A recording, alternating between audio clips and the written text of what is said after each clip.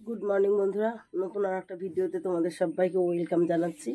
নতুন ভিডিওতে বড়দের প্রণাম, ছোটদের ভালোবাসা দিয়ে শুরু করলাম। ঘুম থেকে উঠেছি 7:20। বাড়িতে কেউ ছিল না, ছেলেরা পড়তে গেছে 6টায় কম্পিউটার ক্লাসে। আর দেরি করে ঘুম থেকে ওঠার টেন্ডেন্সি নিয়েই ঘুমিয়েছিলাম, কারণ যেহেতু বড়মশাই বাড়ি ছিল না, সেজন্য রাত্রিরে আমাকে আবার 1:30টার সময় উঠতে হয়েছে, আর শুয়েছি 2:20 সময়। সেই জন্য আর হচ্ছে যে ভেবেইছি দেরি করে উঠবো।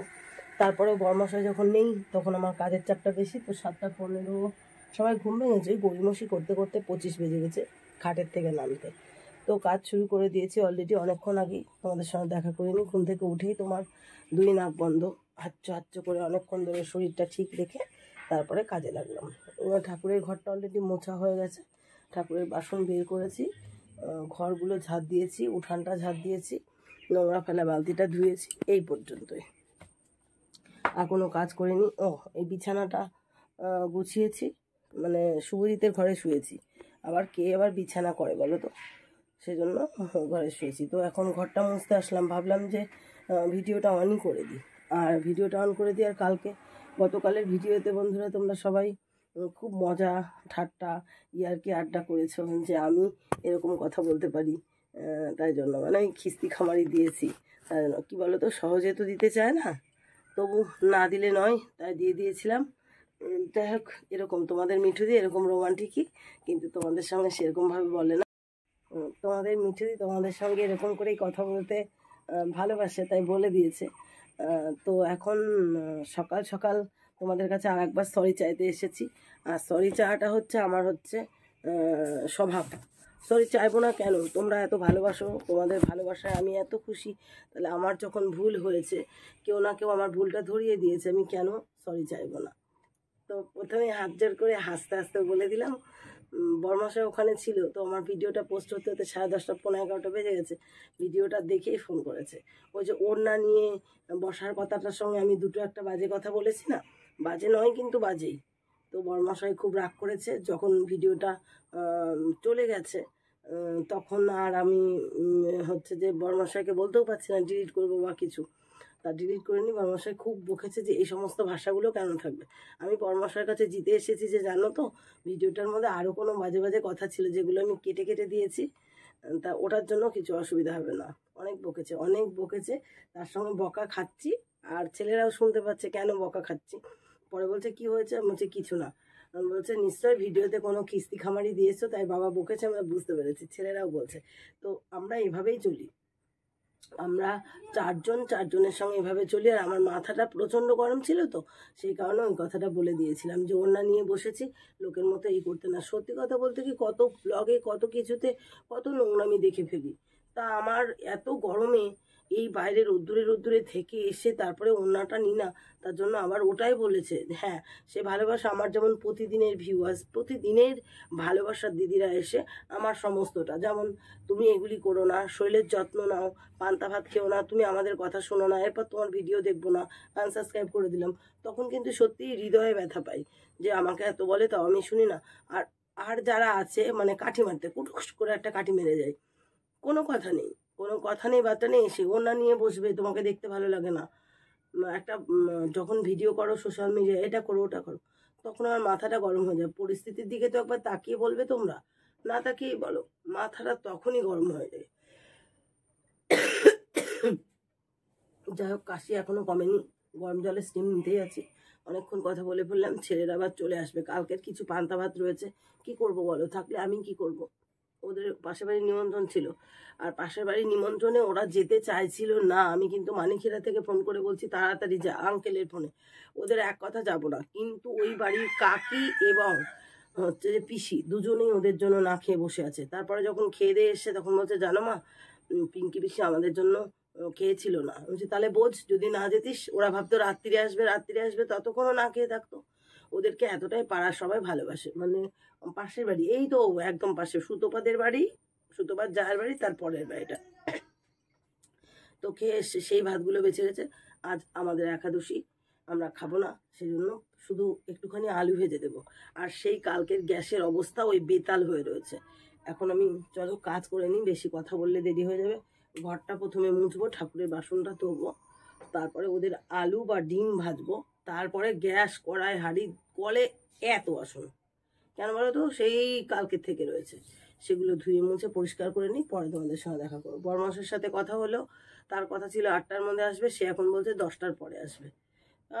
একবার আর কি বলবো ভুলে যাই, মানে ছাড়া গরু, না না সরি, বাঁধা গরু ছাড়া পেলে এরকমই হয়।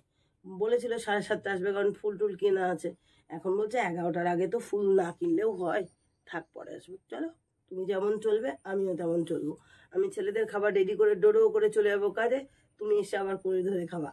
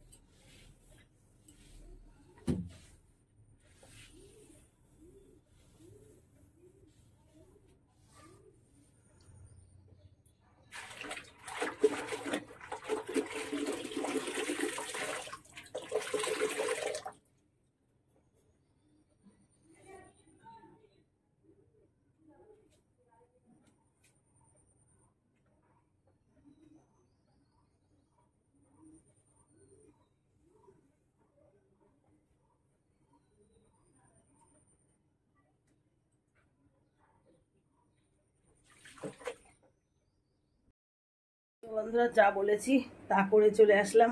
একবারে স্নান করে পুজো দিয়ে বাসন ধুয়ে যত কিছু ছিল বাকি সব করে এলাম। এর মধ্যে একটা বলেছিলাম না, আজকে তো শনিবার, তো বাবুদের স্কুল ড্রেস ধুতে হবে, আজকে স্কুল ছুটি, মনে ছিল না। ওরা পরে এসে বললো স্কুল ড্রেস ধুয়ে টুয়ে দিলাম, আর বরমশাও যথারীতি চলে এলো। এই দেখো পাউরুটি, আর এখানে বেকারি বিস্কুট এই দেখো নিয়ে এসছে। তো পান্তা ভাত ছিল, না হলে তো এদেরকে ডিম টোস্ট করে দিতাম। তারপরে আবার দুধ নিয়ে এসেছে দেখো, তো দুধ জাল দিলাম। আর অলরেডি আমি বাটিতে দুধ একটু নিয়েও নিয়েছি, দুধ খাবো এখন। আর বরমশাইকে একটু আম কেটে দেবো। দিদির বাড়ি থেকে বরমশাই আম খেয়ে এসেছে, দুধ খেয়ে এসেছে, তবু আমার বাড়ি এসে একটু কিছু না খেলে আমার ভালো লাগবে না, তাই আম কাটতে বলবো এবং সবাই মিলে আম খাবো। তো ও আবার বাড়ি এসে চলে গেল বাজারে, ফুল কিনে নিয়ে আসলো, অনেকটাই বেলা হয়ে গেছে, ফুল তো কিনতেই হবে। দেখো কটা বাজে, 11টা 10 বেজে গেছে। তো গাঁদাখানিক রজনী কিনে নিয়ে এসে রাখলো, আর এখন ওর জামা কাপড় ও বাইরে ধুচ্ছে, ওই জানলা দিয়ে দেখা যাবে না। আর নিয়ে আসলো আজকে একাদশীর বাদাম, আর হচ্ছে যে সাবু। আর কালকে দেখিয়েছিলে এত বড় একটা কলা নিয়ে এসেছিল, কলার মানে কি বলবো ছড়া, তো সেই জন্য আর কিছু আনিনি। আর ঘরে তো আম সব সময় আছে, আজকে ওভাবেই চলবে। পুজো টুজো দিয়ে আগে প্রসাদ খেয়ে নিলাম, তারপরে এবার চলো খাওয়া দাওয়া করে নিই। আজকে কিন্তু প্রচণ্ড উত্তপ্ত হয়ে রয়েছে, সূর্য মামা একেবারে প্রখর গতিতে বেরিয়েছে, ভারী গরম লাগছে। কিন্তু ছোটোজন পড়তে বসেছে, বসে ঘুমিয়েও গেছে, আর বড়জন ফোন দেখে দেখে কি লিখছিল, তো আমি আবার নিয়ে নিলাম, সেজন্য সে থো মেরে বসে আছে। খাওয়া দাওয়া সেরে আবার দুপুরের খাওয়া রেডি করতে এলাম। এই যে বরমশাইয়ের হচ্ছে সাবুর খিচুড়ির তরকারি ভাজা সূর্যমুখীর তেল দিয়ে, আর এই পাশে বসালাম জল, শুভ আর জিৎ আর দাদার ভাত। এই সাবুর খিচুড়ির মধ্যে এইটুকুনি সাবু দিয়ে দেবো, কারণ আমি প্রতিদিন খাই না ভালো, বরমশাই বলেছে আজকে অল্প রান্না করতে। আর এদিকে প্রেশার কুকারে একটু মুসুরির ডাল নিয়েছি, এই 3টে পটল সেদ্ধ দেব, আর একটুখানি পটল আলু ভেজে দেবো, আর এই ডাল আর ভাত হবে ওদের। আজকে আর কিছু রাখবো না, অনেকটাই বেজে গেছে। সবজি ভাজা হয়ে গেছে প্রায়, চাল এখনও ধুয়ে দেওয়া হয়নি, এবার চাল ধুয়ে দেবো, তার আগে সাবুটা দিয়ে দেবো। চলো, এই হচ্ছে আজকের মেনু। তখন তো দেখানো বা বলা হলো না, মালা গাঁথতে বসে পড়েছে অলরেডি, কারণ আমি একটু দেরি করে কাজে যাব। আজকে ভীষণ মানে কানেও শুনতে পাচ্ছি না, যেন কানে ধাপা ধরে আছে ঠান্ডায়। তো আম খেতে গিয়ে দেখে আম একটু গদগদি হয়ে গেছে, সেই আমগুলো বড়মশাই বলছে একটু ইয়ে করলেও হতো, আম সত্ত্ব গুলে দিলেও হতো। বৌমা কত সুন্দর অনেক করেছে, মানে ননদের বৌমা, তা করা যায় না কেমন, সেসব কিচ্ছু বুঝি না আমি, আমি পারিও না জানিও না, তুমি গুলে থালায় ঢেলে দাও। তো আম কেটে কেটে পিস করেছে, একা থকথকে করে গুইয়ের মতো করেছে, করে বলছে এটা কি ছেঁকতে হয়, এটা আমি তাও জানি না। তারপরে আবার বললাম যে কড়াইয়ের মধ্যে জাল দিয়ে শক্ত করো। কড়াইয়ে জাল দিয়ে শক্ত করে আবার থালা নিয়ে এসেছে, এসে কয় কি থালাতে কি তেল দিতে হয়, মানে সবটাই জানে, তাও যাতে আমি করি তাই তার জন্য আমাকে বলছিল। আর আমিও ন্যাকা ষষ্ঠীর ভাব দেখিয়ে বলছি কিছু জানি না। তো এই দেখো আমসত্ব দিয়েছে, দেখো থালা গরম, রোদ্দুরে দিয়ে রেখেছে, আমসত্ব হবে তাই খালি খালি আমগুলো ফেলে দেবে, তা হয়ে গেল। চলো, এক হাতে আর নামিয়ে দিয়েছি জোকের বসে, কিন্তু তুলতে পারবো না কেন, ভীষণ থালাটা গরম হয়ে গেছে। কত সুন্দর হয়েছে না। এদিকে সাবুর খিচুড়ি হওয়ার মধ্যে গ্যাসটা আস্তে দিয়ে যাবো, তা ভুলে গেছি, আস্তে আস্তে হবে। নিবেই গেল।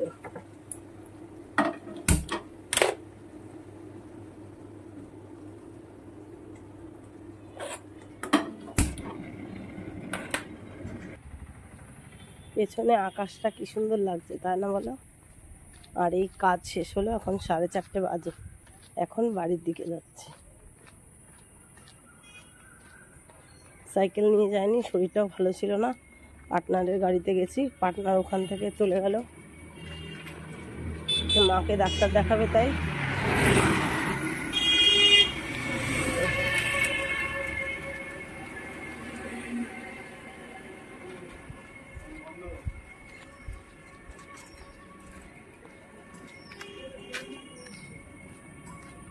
আর ভোলায়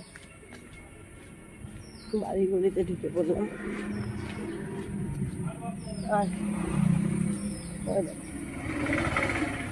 আয়, দাঁড়ালি কেন, চলে আয়। আমি যদি বাড়ি থাকি ওরা ঘুমায় না, কেন? ফোনটা সারাক্ষণ পরপর করে কাজ করে তাই। আর ওর বাবা একা একাই মা লাগাচ্ছে, এখন গরমের মধ্যে সাজিত না, জাস্ট একটু কাজল পরি, তাও গেছে ধেবড়ে। এখন ওর বাবাকে এসে জিজ্ঞাসা করছি ওরা কি পড়তে গেছে, ওদের পড়া রয়েছে, ঘুমাচ্ছে, যদিও 6টায় পড়া, ইংলিশ পড়া আছে, পাখা চালিয়ে আরামসে ঘুমাচ্ছে, আর বাবা একা একাই মা লাগাচ্ছে। কি আর বলবো, আর বলো, এই হেয়ারবিন দিয়ে কান চল ফেটে যাচ্ছে যেন। চলো ড্রেস চেঞ্জ করে আমি ওর বাবার সঙ্গে লেগে বলিনি, হঠাৎ করে একটু বাজার টাজার গেল হয়তো, বাস ফোন করিনি। কালকে একবার ফোন করেছিল, রাখতে পারিনি, আমারও তো খারাপ লেগেছে। এই এদিকে তাকা, এই দেখো বন্ধুরা কে এসেছে, সন্ধ্যাবেলা, সবে সন্ধ্যা হয়েছে, একটু অন্ধকার বাইরে হয়েছে। আর এই যে নিচে ফুল ছিল, ওপরে সব তুলে নিলাম, কারণ ও ঘরে তো বাবুরা পড়তে গেছে, কে রাখবে ওকে, এখানেও চুপটি করে থাকবে, খুব শান্ত ছেলে হয়েছে এখন। তা ওর মা একটু দিয়ে গেল, এখন তো ওর মা মানে দিয়ে 5 মিনিটের বেশি রাখে না, তো কাজ ছেড়েই চলে আসে। তা আমি আর জিজ্ঞাসাও করতে পারলাম না কোথায় যাবে, বা হয়তো বা কোনো টোকানে যাবে, তাই রেখে গেল। কালকে তো রাখতেই পেরেছিলাম না, হঠাৎ করে যে রাখতে পারবো না তা ভাবিনি, ভাগ্যিস ও রেখে ধুয়ে চলে গেছিল সেদিকে, তা নাহলে ট্রেনটাও পেতো না। ভীষণ খারাপ লেগেছিল যে আমি ওকে 4টে বলেছিল, 3:30 ট্রেনে যাবে, সেখানটায় 4:25 ট্রেনে গেছে, তাও আমি রাখতে পারিনি। যাই হোক, কি জানলার মধ্যে উঠছিস কেন আবার, চুপটি করে বস, সমস্যা নেই, পরিষ্কার একেবারে বসে রইলো, এখন আর চালায় না, সেদিকে ঠিক আছে। চলো, মালা গেছে নি, বেশ খানিকটা মালা গাঁথা হয়ে গেছে, আর কই এ দেখো বাদামের টোপলা নিয়ে বসেছিলাম, এই 2 কটা আছে, এখন বাদাম খাচ্ছি আর মালা গাচ্ছি, একদম ভালো লাগছে না, মনে হচ্ছে চা খেতে। ছেলেরাও বাড়ি নেই, আর এই ফুল রজনী একদম সরু রজনী, এরকম গাঁথতে একদম ভালো লাগছে না, পাছায় নেই, ছুঁচ ফোটাবো কোথা দিয়ে, চেন গাঁথলে হয়। তার জন্য হচ্ছে যে ছেলেদের অপেক্ষা করছি কখন আসে, চা খাবো, চা না খেলে কাজে মন বসে না। একাদশীর দিন এক জায়গায় হরিবাসনের নিমন্ত্রণ ছিল, তা যেতে ইচ্ছে হচ্ছে না, আবার কে জামা কাপড় পরে, তাই। চলো, আর কথা নেই বন্ধুরা। কালকে যেহেতু বড়মশাই ননদের বাড়ি চলে গেছিল, তো ওষুধ দেখানো হয়েছিল না, এখন ওষুধের টোপলা নিয়ে খেতে বসেছে, আর মনেও পড়ে গেল বন্ধুদের তো দেখানো হয়নি। 1 মাসের ওষুধ নাম্বারিং করে দিয়েছে, এই যে 1 নম্বর, এটা হচ্ছে 1 সপ্তাহ, ওই যে 3 নম্বর এখানে, এটা হচ্ছে 3 নম্বর সপ্তাহ, 1-এর সঙ্গে 1 যেগুলো আছে মিলিয়ে নিতে হবে। দেখো এভাবে খেতে হবে। তো খাক কদিন, পা পোলা যায় নাকি, পরে 1 সপ্তাহ ওষুধ খেলেই বুঝতে পারবো। মালা টালা গাঁথা কমপ্লিট হলো আর এখন এলাম, দেখো 10:35 বাজে। সুতো পা অনেক আগে শেরুকে নিয়ে গেছে, হুটো পাটা করে নিয়ে গেছে, ওর বেল্টটা নিয়ে যায়নি। তাই আমি ভাবলাম মালা গাঁথা শেষ হলো যখন, তাহলে সেই যে বাবা লোকনাথের পুজো হয়েছে, বড় থালায় প্রসাদ দিয়ে গেছে, এখনো দিয়ে আসেনি। বরমশাই বার করে দিল। বরমশাই ভাবছে থালা আমাদের, তাই বলে আবার আমাদের ওই ফাইবারের থালা যেখানে থাকে ঢুকিয়ে দিয়েছিল। বের করে বললো তাহলে ওটা আর এটা দিয়ে আসো। মা তো দিতে যাব, দেখি দাদা ঘরে আটকে দিয়েছে, তালা আটকে দিয়ে শুয়েছে, একবারে সকালে।